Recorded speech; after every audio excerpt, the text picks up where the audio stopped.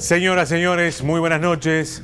Bienvenidos a una nueva entrega de 3356 que arranca de esta manera.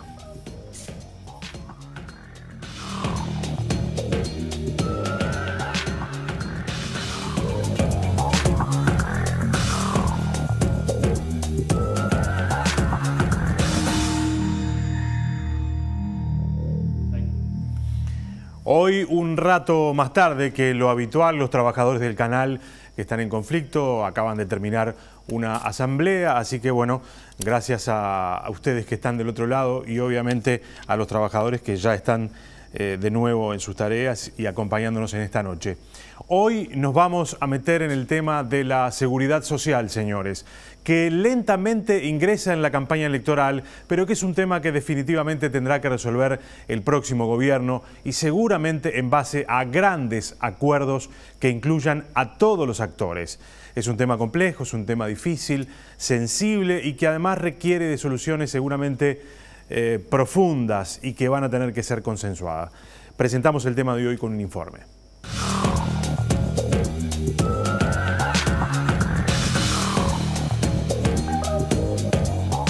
El Estado asiste financieramente al Banco de Previsión Social. La cifra viene en aumento desde 2017, momento en que se necesitaron 582 millones de dólares. Se estima que para el año 2018 se necesitarán 700 millones de dólares. Cifra que se dará a conocer el mes próximo, y que el monto podría rondar los 900 en 2019. Uno de los motivos tiene que ver con la ley de flexibilización aprobada en 2008, y que cambió la edad mínima para jubilarse de 35 a 30 años. Es así que el Banco de Previsión Social, BPS, pasó a pagar 15.000 nuevas jubilaciones al año a recibir 30.000. Un informe reciente de República AFAP dice que en 2017 se destinaron 6.630 millones de dólares a 900.000 jubilaciones.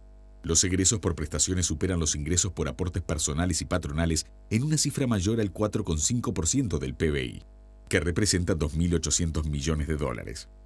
En 2017, el BPS necesitó 582 millones de dólares extra para aproximadamente 700.000 prestaciones y la Caja Militar recibió 550 para atender cerca de 60.000 beneficiarios. Se estima que en 2019 la asistencia superará, según las proyecciones, los 800 millones de dólares.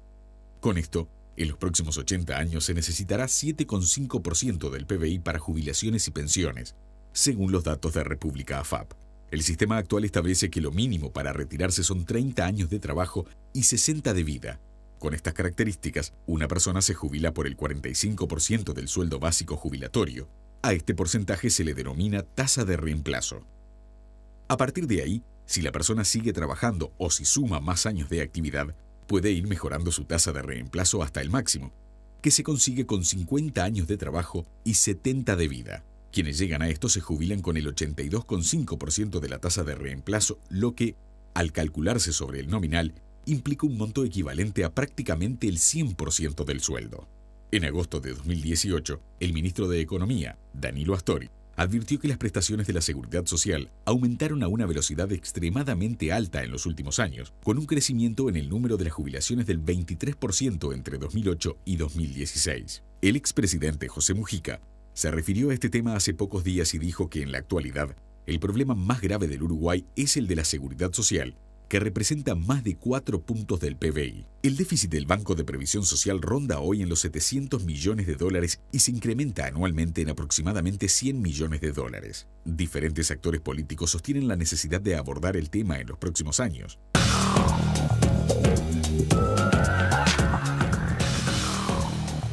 Señores, es un gusto recibir y les agradezco más particularmente porque nos estuvieron esperando el economista Hugo Bay, gracias por estar con nosotros. Muchas gracias a ustedes. Y el director de representación por el sector pasivo, Sixto Amaro, gracias. Y también el director de representación de los trabajadores, Ramón Ruiz, gracias por acompañarnos. Muchas gracias a ustedes. Arranco contigo, Hugo. Recién escuchábamos una serie de cifras, todas parecen ser muy preocupantes.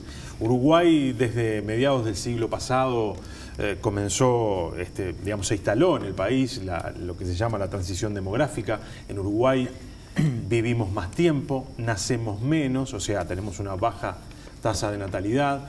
Eso hace que los desafíos, por ejemplo, para el sistema previsional, sean muchos y muy profundos. Si tuviéramos que hacer un mapa hoy y explicarle a la gente cuál es la salud del sistema de la seguridad social en Uruguay, ¿qué diríamos? Bueno, sí, yo diría que más que hablar del problema de la seguridad social, yo creo que hay algunos indicadores asociados a esa transición demográfica que hablan, bueno, de que Uruguay transita por un carril con algunas buenas noticias. Por ejemplo, el hecho del proceso de envejecimiento, de longevidad, exacto, digamos, el hecho de que la gente viva más años, es un dato muy positivo, que para los sistemas de jubilaciones y pensiones, para los sistemas sanitarios, supone, como decías tú, desafíos. Y en ese sentido, sí, efectivamente, Uruguay, de alguna manera, requiere, como el resto de los países, en particular los países más desarrollados, que es donde las transiciones demográficas ya están más avanzadas, por decirlo de alguna manera, han venido discutiendo y han venido tomando medidas. Entonces también yo le quitaría cierta dosis de dramatismo en el sentido de que parece que estamos con una bomba que está por estallar y que va a acabar con el país. Yo creo que no, creo que Uruguay tiene problemas similares, o desafíos, me gusta más usar esa palabra, similares a los de estos países más desarrollados, y tiene justamente que, no siendo quizá los cambios urgentes, que uno diga hay que tomarlos este año o el año que viene, es importante tomar las decisiones cuanto antes, porque me parece que los cambios que se puedan dar en seguridad social, en la medida en que le podamos agregar cierto gradualismo, tornan la situación bastante menos compleja y bastante más razonable para que de alguna manera los actores sociales se pongan de acuerdo en cuanto a esas medidas que hay que tomar. Quiero hacerte una pregunta que, digamos, debía hacerla al principio en realidad, porque se habla mucho de déficit del sistema previsional, que básicamente es lo que necesita el sistema de previsión social, que se le transfiera del Estado para poder seguir funcionando y dando sus prestaciones. Cuando hablamos de sistemas de previsión social, ¿es correcto hablar de déficit? Se puede hablar de déficit. A mí me gusta más utilizar la expresión de la asistencia financiera, es decir, hay una fuente de financiamiento clave que está vinculada a las cotizaciones, esto lo establece la Constitución, hay otra fuente de financiamiento del sistema de seguridad social asociada a los impuestos, digamos, que están afectados al Banco de Previsión Social por ley, y luego hay un tercer mecanismo justamente que se llama el de asistencia financiera, cuando estas dos fuentes de financiamiento que mencionaba primero no son suficientes para el pago de las prestaciones, se requiere de ese tercer mecanismo.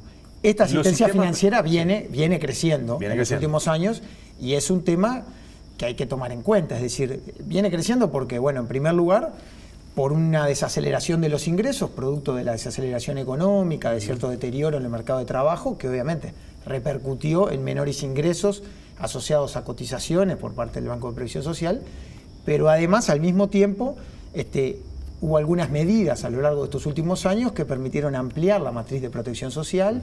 Me refiero a la ley de flexibilización del acceso a las jubilaciones. 2008, por ejemplo, el aumento de las jubilaciones mínimas.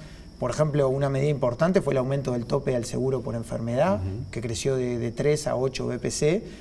Y esos son elementos que evidentemente han incrementado mejoran las prestaciones. Evidentemente, pero tienen un presionan correlato, digamos, desde el punto de vista financiero. El BPS precisa más recursos para hacer frente a esa expansión de la matriz de protección social. Y eso, de alguna manera, es lo que explica este incremento en la asistencia financiera. Pero yo creo que cuando miramos la necesidad de discutir la reforma, también la coyuntura juega y pesa en todo esto, pero también tenemos que mirar más al mediano y a largo plazo. Y creo que ahí los desafíos demográficos, que es lo primero que apuntábamos en la charla, y seguramente también todos los cambios que están operando hoy en el mercado de trabajo y todo lo que vemos en relación al desarrollo de las nuevas tecnologías, en fin, todo eso genera un combo que me parece que, más allá de una asistencia financiera un poco más alta o un poco más baja debido a una coyuntura X del mercado de trabajo, me parece que son factores más que suficientes para que nos sentemos cuanto antes todos los actores sociales y, por supuesto, el sistema político a discutir los cambios que necesita la seguridad social. Ya voy a volver contigo para hacerte otras preguntas específicas, pero quiero ir ahora sí con parte de los integrantes de la representación social del BPS. Quiero decir que estuvo invitada Elvira Domínguez, que es la representante de los empresarios. No podía estar esta noche, pero sí nos va a acompañar para el programa que vamos a tener la semana que viene, porque dada la circunstancia que se nos hizo más corto, vamos a tener una segunda instancia en la que vamos a incorporar la mirada de los empresarios también. Sixto, leía por ahí que justamente Elvira Domínguez decía, antes que pensar en la reforma del sistema de previsión social, hay que pensar en mejorar la gestión del Banco de Previsión Social. ¿Hay margen allí como para generar las economías suficientes que permitan mejorar los números globales? ¿O hay que pensar definitivamente en una reforma y no aplazar mucho más en el tiempo esta discusión? Nosotros creemos que hay que pensar con responsabilidad y con seriedad y que debemos de todos trabajar en cuanto a una reforma del sistema de seguridad social, no de los beneficios sociales que ofrece el Banco de Previsión Social, que hablábamos de algunos que se han incrementado a partir del 2008, la ley de flexibilización, donde creo que deberíamos tener en cuenta la mayor cantidad del sector de mujeres trabajadoras, que esa ley permitió que accedieran a los derechos jubilatorios hasta 5 hijos, agregándoseles un año más como aportado al Banco de Previsión Social. Creemos que eso es un paso gigantesco en cuanto a la equidad de género y que eso ayuda al alcance de la seguridad y de la protección social.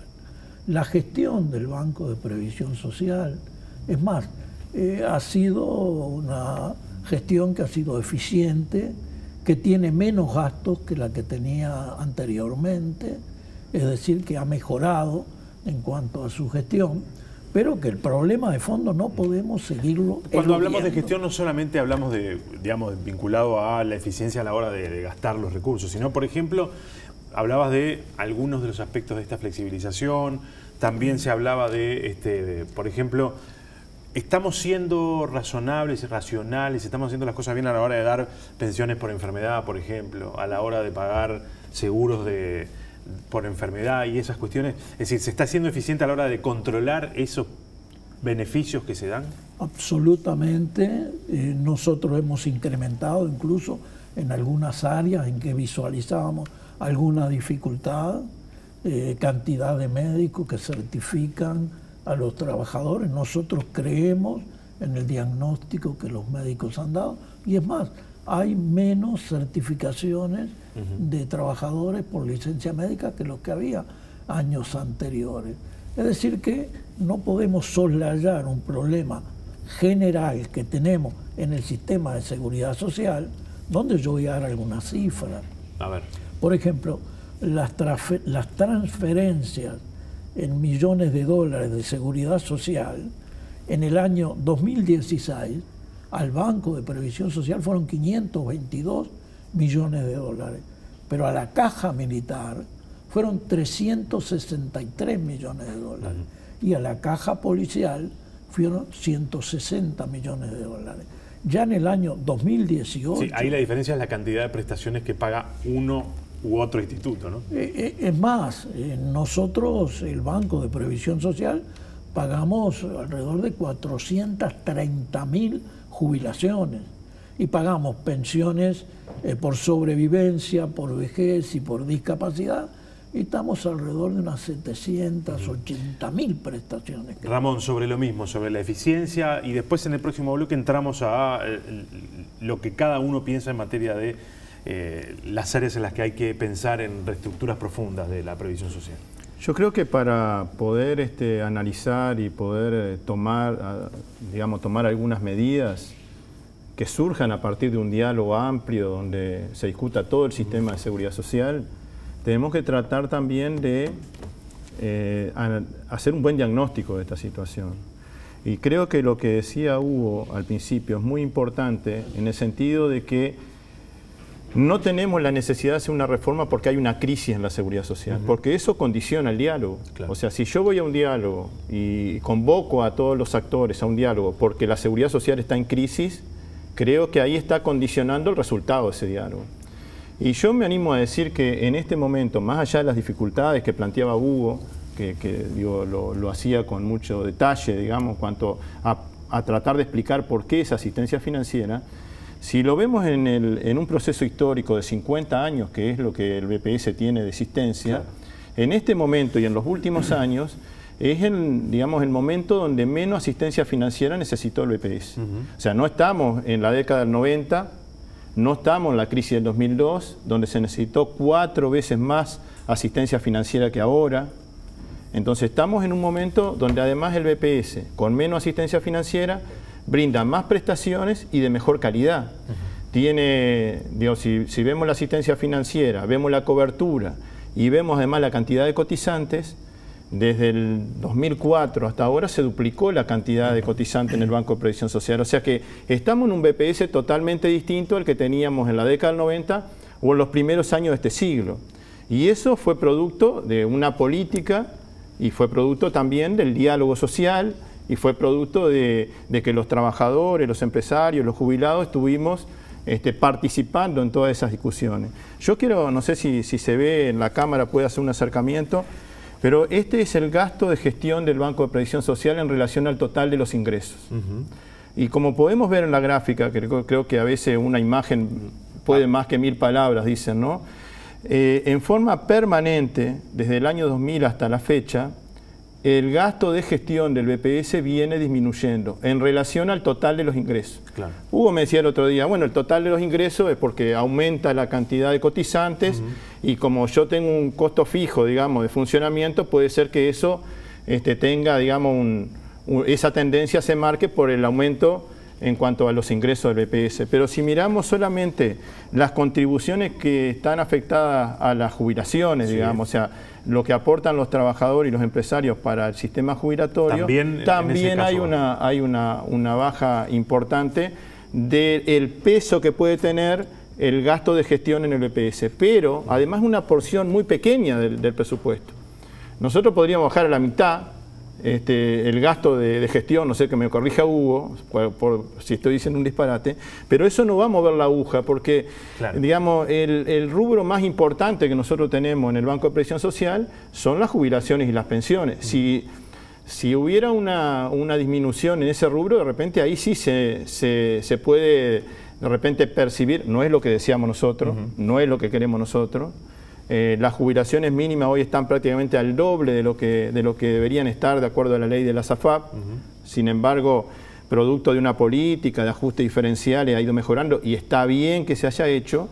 No estamos, pero si alguien está imaginando que el recorte puede venir por ese lado, nos gustaría que se fuera más explícito en ese... Vamos a hacer una pequeña pausa y seguimos, vamos a seguir. Me interesa saber, por ejemplo, cómo han resuelto algunos países que tienen una estructura demográfica parecida a la nuestra o que nosotros nos vamos pareciendo a ella, mejor planteado de esa manera, para resolver estos problemas. Obviamente, vamos a poner algunos ejemplos que uno diría, bueno, no nos podemos comparar con Japón. Seguramente la recaudación que tiene el Estado japonés y lo que destina a los sistemas de previsión social están muy en consonancia con eso. Pero digo, hay soluciones que probablemente se pueden ir adaptando de lo que han hecho algunos de estos países para ir resolviendo esos problemas. Hacemos una pausa y ya seguimos.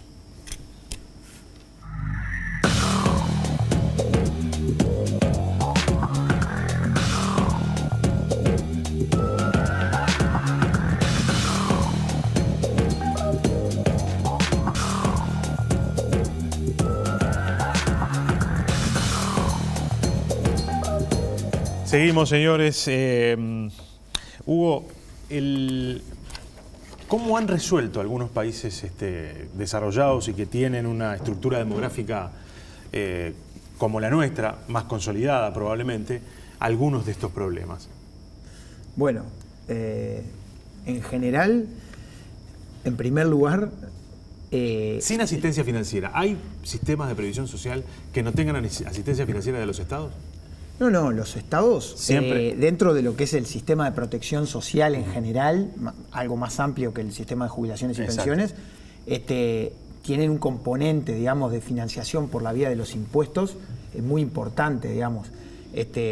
Eso viene asociado también a un concepto de, digamos, fue perdiendo terreno en alguna medida aquel seguro contributivo, donde que daba cobertura a los trabajadores que estaban registrados a la Seguridad Social, y en general los países han tendido a avanzar en el concepto de una seguridad social universal que da cobertura a toda la población, por el mero hecho de ser ciudadanos. Hayan contribuido o no, hayan sido trabajadores activos. Exacto. Y aportado al sistema. Los países más equitativos, por ejemplo, tienen sistemas de protección que, por el simple hecho de ser ciudadano y de cumplir un mínimo de residencia en el país, otorgan una prestación mínima, obviamente financiada con impuestos generales, además con sistemas tributarios bastante progresivos, bastante más progresivos que el uruguayo, y en general que los sistemas más de los países subdesarrollados, que están más basados en impuestos, digamos, indirectos, como es el IVA, digamos, y ellos tienen impuestos más progresivos en el sentido de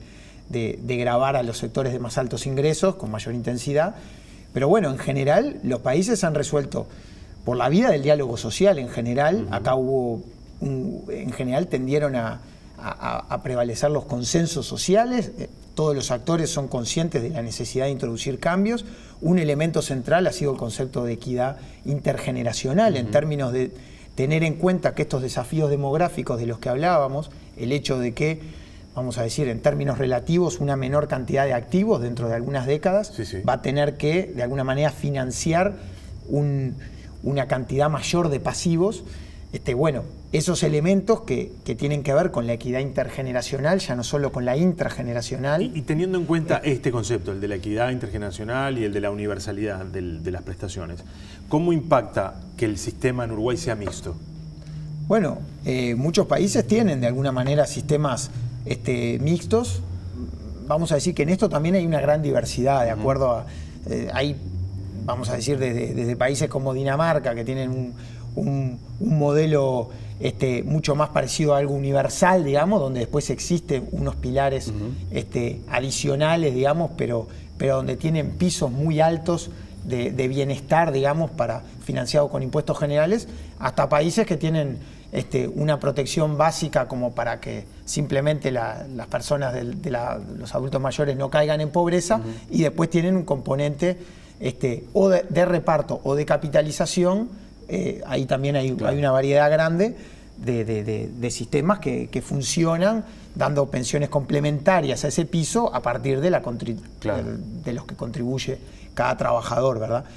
Lo que digo es que en eso ha empezado, si uno mira y analiza, bueno, hay varios rasgos que pueden caracterizar la reforma. Uno de ellos es algo de lo que se ha venido hablando acá, y es el tema de la edad de retiro. Las edades mínimas de retiro en general, en los países desarrollados y también en el mundo, han tendido a ir creciendo, digamos, la expectativa de vida va creciendo, y sistemas que fueron pensados para, vamos a decir, para hace algunas décadas con una expectativa de vida menor, se han tenido que ir acomodando para balancear lo que es la etapa de contribución con la etapa en la cual se recibe la pasividad. Pero esto lo han hecho de forma muy gradual, muy distinto a algunos anuncios que hemos visto en los últimos, vamos a decir, semanas, de que hay que aumentar la edad de jubilación a 65, a 67 años, de forma un poco quizá que no contribuye a esa necesidad de dialogar sobre esto y de ver cuál es la mejor forma de instrumentarlo, ¿no? Sixto, Ramón, cuando pensamos en la reforma del sistema de protección social, necesariamente hay que centrarse, y el pilar sobre el que hay que pararse es el de aumentar la edad de retiro de los trabajadores. No, nosotros pensamos que ese es un planteamiento que seguramente no tiene demasiados fundamentos que estén en dirección a producir cambios en el sistema de seguridad social. El año anterior, la edad de los trabajadores que adquirieron los derechos jubilatorios estuvo entre 63 y 64 años. Lo que pasar a jubilarse a partir de 65 la aguja no se movería. Es decir, en Uruguay ya los trabajadores se retiran entre los 63 y los 64 años. Por otro problema que sí es fundamental, que es la tasa de reemplazo. Claro. Alguien que los trabajadores de hoy, 60 años de edad y 30 años aportados, se jubilan con el 47% de tasa de reemplazo. O sea que alguien que está ganando 30.000 pesos por mes, se jubila, al otro mes tiene que mantener su familia con 14.000 pesos por mes. Entonces, cuando hablamos de reforma del actual sistema de seguridad social, que nos parece muy bien que todos los sectores políticos estén preocupados por eso, tenemos que pensar, en primer lugar, que el diálogo de todos los que integramos los temas de la seguridad social participemos del mismo y que el corazón de la discusión, del diálogo, tiene que ser el financiamiento de todo el sistema de seguridad social. Ramón. Fabio Beltranú, un experto en seguridad social de OIT, decía que para considerar el tema de la edad hay que tener en cuenta la trayectoria laboral de los trabajadores. Claro. Porque no todos los trabajadores tenemos la misma trayectoria laboral. No es lo mismo un trabajador de la construcción que hoy está en una obra, dentro de 2 años se termina la obra, se queda sin trabajo y en su historia laboral tiene determinados huecos que no le permiten a la edad de retiro tener la cantidad de años de trabajo. Pero a su vez, las condiciones de vida, las condiciones de trabajo, por las características de esa actividad, podría hablar también del peón rural. Sí, no tiene el mismo desgaste físico, por ejemplo. Podría hablar también de la empleada doméstica. Entonces no se puede hablar de una esperanza de vida igual para un trabajador de repente en esas condiciones y otro que de repente tuvo, ojalá todos los trabajadores tuvieran esas condiciones más favorables de vivienda, de salud, de abrigo, de alimentación, y no un empleo precario que atenta contra justamente llegar en las condiciones, digamos, para poder postergar su retiro. O sea, no podemos pensar con rigidez. No, habría que ver cómo se puede ver que no es lo mismo la esperanza de vida de un ciudadano que vivió durante toda su vida bajo el índice de la pobreza que alguien que tuvo la posibilidad de tener otras condiciones de vida. Pero además, de lo que decía recién Sisto, con respecto a la edad hoy real que hay, no a la edad legal, a la edad real de retiro, también tenemos que analizar cómo puede impactar esto en el mercado de trabajo. Hoy tenemos 68.000 jóvenes menores de 25 años que están desempleados. A mí me parece, y esto vamos a ver si conseguimos los apoyos necesarios para ver cuál puede ser el impacto de la postergación de la edad en el mercado de trabajo, ya que esas personas que están buscando trabajo, que son jóvenes, que es donde se concentra, digamos, la mayor desocupación, a mí me parece, antes de hacer ese informe, que van a tener más dificultades para conseguir empleo si postergamos la edad de los mayores. Claro. Entonces ahí tenemos un tema que hay que analizarlo con mucho cuidado y no para decir, no queremos discutir de este tema. Hemos definido como representaciones sociales de que nosotros estamos dispuestos a discutir la edad de retiro. Pero no solamente ese tema, sino que en una discusión con una agenda más amplia, pensando en una reforma integral del sistema. El sistema de seguridad social, si bien no está en crisis, ya no soporta parches. O sea, tenemos que ir hacia un sistema, a una discusión más integral. No podemos seguir poniéndole parches a la seguridad social. Como les dije al comienzo, vamos a tener como un segundo capítulo de este programa en el cual además vamos a incorporar, intentaremos al menos incorporar la mirada del sector empresarial que está también en el BPS, que tiene cosas para decir.